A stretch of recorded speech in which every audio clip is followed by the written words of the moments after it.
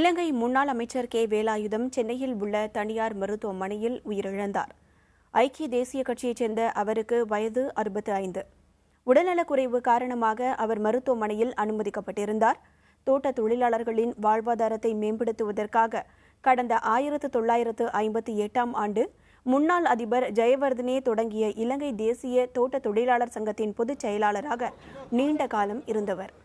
வேலாயுதத்தின் உடல் சென்னையில் அஞ்சலி செலுத்துவதற்காக வைக்கப்பட்டு பின்னர் இலங்கைக்கு கொண்டு செல்லப்படும் என இலங்கை துணை தூதர் வடிவேல் கிருஷ்ணமூர்த்தி தெரிவித்துள்ளார். இங்கிருந்து அவருடைய பூத உடல் இலங்கைக்கு அனுப்பி வைக்கப்படும். அங்கு இலங்கையிலே இலங்கையின் ஐக்கிய தேசிய கட்சி மற்றும் அவருடைய இலங்கையின் பிரதமர், மந்திரி உள்ளிட்ட அவர்களுடைய கட்சி காரியாலயத்தில் வைக்கப்பட்டு பின்னர் அவருடைய சொந்த ஊரான பசறைக்கு கொண்டு செல்லப்பட்டு அங்கே அவருடைய மக்களுடைய அஞ்சலிக்கு வைக்கப்பட்டு பின்பு இறுதி கிரியைகள் நடைபெறும்.